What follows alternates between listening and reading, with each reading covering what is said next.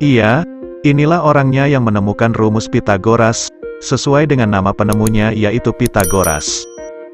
Pythagoras adalah seorang filsuf Yunani sekaligus matematikawan yang terkenal dengan teorema Pythagoras. Teorema Pythagoras adalah, luas persegi pada sisi miring sebuah segitiga siku-siku sama dengan jumlah kedua persegi sisi siku-sikunya. Dengan kata lain, sebuah segitiga siku-siku sama dengan jumlah kuadrat kedua sisi siku-sikunya.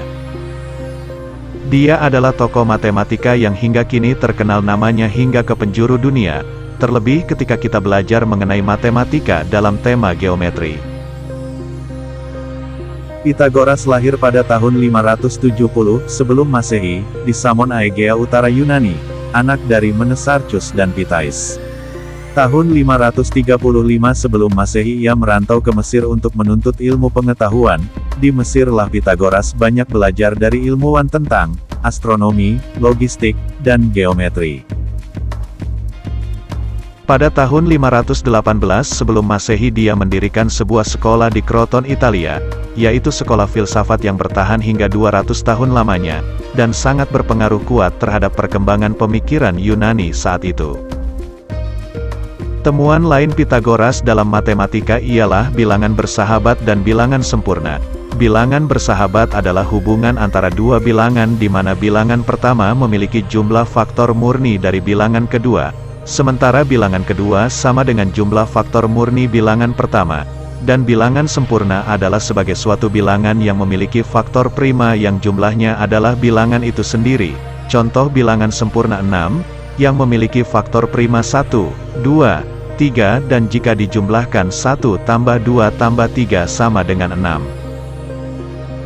Bahkan pengikut Pythagoras terkenal sangat fanatik terhadap bilangan, sehingga ada pernyataan mereka secara filsafat menyatakan bahwa alam semesta ini adalah bilangan. Di bidang geometri terkenal dengan pembagian bangun geometri menjadi tetrahedron, kubus, dan dodecahedron. Meskipun begitu mereka telah mengenal segi 5 beraturan.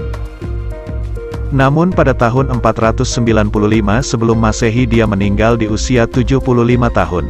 Di Roton atau Metapontum, itulah sedikit rangkuman kisah hidup Pythagoras, yang sering dijuluki Bapak Bilangan. Berikut adalah kata-kata bijak dan motivasi dari Pythagoras. Pukulan dari sahabatmu lebih baik daripada ciuman dari musuhmu. Jangan membanggakan apa yang kamu lakukan hari ini, sebab engkau tidak akan tahu apa yang akan diberikan oleh hari esok. Pilih olehmu menjadi pihak yang kalah tapi benar, dan janganlah sekali-sekali engkau menjadi pemenang tetapi zalim. Diam adalah lebih baik daripada mengucapkan kata-kata yang tanpa makna. Jangan katakan hal-hal kecil dengan banyak kata-kata, tapi katakanlah sesuatu yang besar dengan sedikit kata. Jika engkau ingin hidup senang, maka hendaklah engkau rela dianggap sebagai tidak berakal atau dianggap orang bodoh. Sebaiknya Anda memilih jiwa yang kuat daripada sekadar tubuh yang kuat. Puaslah dengan melakukannya dengan baik, dan biarkan orang lain membicarakan Anda sesuka mereka. Dalam kemarahan kita harus menahan diri dari ucapan dan tindakan.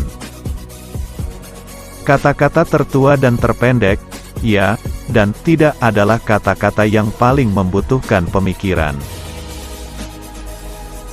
Jangan biarkan seorang pun membujuk Anda dengan kata-kata atau perbuatan untuk melakukan atau mengatakan apapun yang tidak terbaik untuk Anda. Anda hanya perlu berperang dengan 5 hal. Dengan penyakit tubuh, ketidaktahuan pikiran, dengan nafsu tubuh, dengan hasutan kota dan perselisihan keluarga. Garam lahir dari orang tua yang paling murni, matahari dan laut. Kemarahan dimulai dengan kebodohan, dan berakhir dengan pertobatan.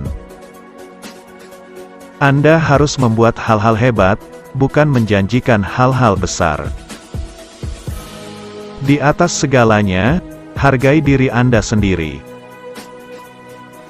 Pikiran adalah sebuah ide dalam perjalanan, yang ketika dilepaskan, tidak pernah bisa dibujuk kembali, atau kata-kata yang diucapkan ditarik kembali, tindakan terang-terangan juga tidak bisa dihapuskan. Terapkan keadilan dalam perkataan dan perbuatan, dan jangan biasakan bertindak sembarangan tentang apapun. Kebanyakan pria dan wanita, berdasarkan kelahiran atau kodratnya, tidak memiliki sarana untuk maju dalam kekayaan atau kekuasaan, tetapi semuanya memiliki kemampuan untuk maju dalam pengetahuan.